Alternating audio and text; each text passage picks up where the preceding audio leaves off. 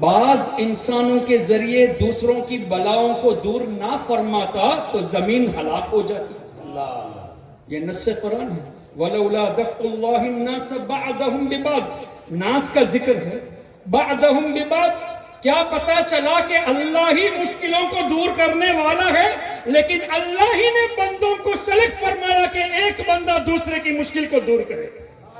یہ تو قرآن سے ثابت. تو جو لوگ یہ کہتے ہیں کہ اولیاء مدد نہیں کر سکتے، یہ تو قرآن کے خلاف ہے. کیوں؟ وَلَوْلَا دَفْعُ اللَّهِ النَّاسَ بَعْضَهُمْ بِبَعْضٍ. اگر ایسا نہ ہوتا تو لَفَسَدَتِ الْأَرْضُ. زمین ختم ہو جاتی. اس آیت کریمہ کی تفسیر میں تمام مفسرون کو اٹھا لیجئے، اور خاص کر حافظ ابن کثیر کی تفسیر. کیوں؟ وہ بھی ابن تیمیہ کا شاگرد ہے. تو ہماری کوشش یہ ہوتی ہے کہ ہم غیر مقلد وہابی نجدی کے سامنے انہی کے امام کا ریفرنس دیتے ہیں، تاکہ یہ پتا چلے کہ اے نجدیو، تم ہمیں اس بات پر اگر مشرک کہتے ہو تو اپنے امام کو بھی مشرک کہو. یہ ہرگز وہ نہیں کہیں گے. اگر ہمیں مشرک کہتے ہو تو ابن کثیر کو مشرک کہو، ابن قیم جوزیہ کو مشرک کہو، کبھی بھی نہیں کہیں گے. اچھا، پھر مزے کی بات تو یہ ہے کہ حافظ ابن کثیر نے اس آیت کریمہ کے تحت جو حدیثیں نقل کی ہے، تو ہم اس کی وجہ سے یہ بھی پیش کرتے ہیں کہ اے وہابیو، الحمدللہ غلام رضا میں یہ ہمت ہے کہ تمہارا عقیدہ غلط یہ تمہاری کتابوں سے ثابت کریں گے، اور ہمارا عقیدہ صحیح یہ بھی تمہاری کتابوں سے ثابت کریں گے. واہ واہ، کیا کہنے! نعرہ تکبیر، نعرہ رسالت، فیضان غوث اعظم، اولاد غوث اعظم، فیضان بخاری. ابھی تمہاری کتابوں سے ثابت کریں گے. آئیے ابن کثیر سے حدیث پاک حافظ ابن کثیر نے نقل کی اسی آیت کریمہ کے تحت.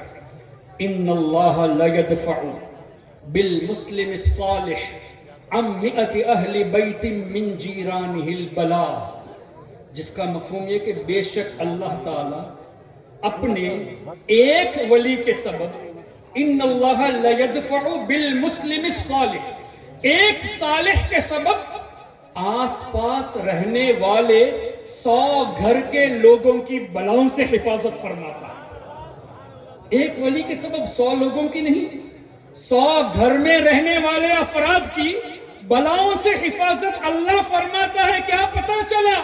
ایک ولی کے سبب 100 گھر کے لوگوں کی حفاظت. مان لے ایک گھر میں 5 لوگ ہیں تو 100 گھر سراؤنڈنگ میں ہے تو 500 لوگ ہوئے. ایک ولی کے سبب 500 لوگ بلاؤں سے بچتے ہیں، تو یہ اولیاء سبب دفع بلا ہوئے کہ نہیں؟ ان کے ذریعے بلائیں دفع ہوتی ہیں. یہ تو حدیث کی روشنی میں ہے. اور تم کہتے ہو کہ اولیاء دافع البلا نہیں ہے. ہمارے آقا فرماتے ہیں ان کے سبب سے بلائیں دفع ہوتی ہے. اے وہابیو، تمہاری بات کو سنے یا حضور علیہ الصلوۃ والسلام کی بات کو سنے؟ کیا کہنے! اور اسی طرح حافظ ابن کثیر نے اور بھی حدیثیں نقل کی، جن میں سے ایک یہ ہے کہ میری امت میں حضور علیہ الصلوۃ والسلام نے فرمایا میری امت میں ابدال ہیں، اور ان ابدال کی شان یہ بہم تقوم الارض، یہ جو زمین قائم ہے ان اولیاء کے سبب سے قائم ہے. اے نجدیو، اگر اولیاء سے لوگوں کو دور کرتے ہو تو زمین پہ رہنے کا حق کس نے دیا؟ اس لیے کہ زمین قائم اولیاء کے سبب سے. یہ میں نہیں کہتا، ہمارے آقا صلی اللہ علیہ وسلم نے فرمایا بہم تقوم الارض، ان کے ذریعے زمین قائم ہے. وَبِهِمْ تُنصَرُونَ، تمہیں جو اللہ کامیابی دیتا ہے وہ بھی اولیاء کے سبب سے دیتا ہے. وَبِهِمْ تُرْزَقُونَ، جو روزی اللہ دیتا ہے اولیاء کے صدقے میں دیتا ہے. وَبِهِمْ تُمْطَرُونَ، جو بارش اللہ نازل فرماتا ہے اولیاء کے سبب سے. اے نجدیو، شرم کرو، جس زمین پر تم کھڑے ہو کر ہمیں مشرک کہتے ہو، یہ زمین قائم ہے ان اولیاء کی برکت سے، اور جو تم کھانا کھاتے ہو، رزق پاتے ہو، یہ بھی اولیاء کے سبب سے ہے. اور اللہ تعالی ہم کو جو کامیابی عطا فرماتا ہے یہ بھی اولیاء کے سبب سے. تو یہ تو حدیثوں میں آیا ہے، اور تمہارے امام حافظ ابن کثیر نے تفسیر ابن کثیر میں ان حدیثوں کو نقل کیا ہے. تو اب کیا پتا چلا؟ اولیاء کی بارگاہ کے قریب رہنا بلاؤں سے دور رہنے کا سبب ہے، اور یہ اولیاء سے دور کرتے ہیں، مطلب ہمیں بلا اتارنے کے لیے یہ کوشش کر رہے ہیں ہمارے اوپر.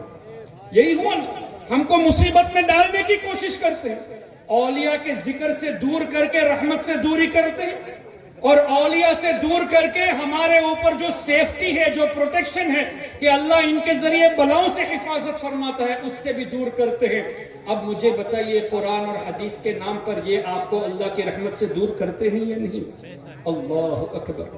چوتھی بات، آپ کے یہاں ماشاءاللہ مزارات ہیں، یہاں بھی حضرت کی بارگاہ ہے، بڑے بڑے بزرگوں کی بارگاہ ہے۔ آپ نے دیکھا ہوگا کہ کچھ بارگاہیں ایسی ہوتی ہیں کہ جن کے برابر میں ایک چھوٹا سا تالاب ہوتا ہے، جس کے بارے میں یہ کہا جاتا ہے کہ فلاں بزرگ نے اس تالاب میں وضو فرمایا۔ جیسے سیدنا مخدوم سنہ حضرت مخدوم اشرف جہانگیر رحمت اللہ علیہ کی بارگاہ میں چلے جائیں، ایک تالاب آپ کو نظر آتا ہے، ایک پونڈ نظر آتا ہے۔ اسی طرح کئی بارگاہیں ایسی ہوتی ہے کہ وہاں آپ کو ایک کیٹل ملے گی، بتایا جاتا ہے اس کیٹل سے ان بزرگوں نے وضو فرمایا، پانی استعمال فرمایا تو برکت کے لیے رکھی جاتی ہے۔ ہم جب وہاں برکت حاصل کرنے جاتے تو ہم کو مشرک کہتے ہیں کہ نہیں، بدعتی کہتے ہیں؟ آئیے، صحیح مسلم میں یہ حدیث موجود ہے، اور بخاری شریف میں بھی اسی طرح کی حدیث موجود ہے، اور قرآن کریم کی تفسیر میں حضرت صالح علیہ السلام کی اونٹنی کا جہاں تذکرہ ہے، ان آیت کریمہ کی تفسیر میں بھی یہ حدیث موجود ہے۔ تفسیر میں بھی ہے، بخاری شریف میں بھی ہے، مسلم شریف میں بھی ہے۔ حدیث پاک کیا ہے؟ حدیث پاک کا مفہوم کہ ایک مرتبہ نبی پاک صلی اللہ علیہ وسلم کے ساتھ صحابہ کرام رضوان اللہ علیہم اجمعین، اللہم صلی وسلم، کچھ مسئلہ ہے؟ کنارے جو لوگ ڈائز کے بغل میں جو لوگ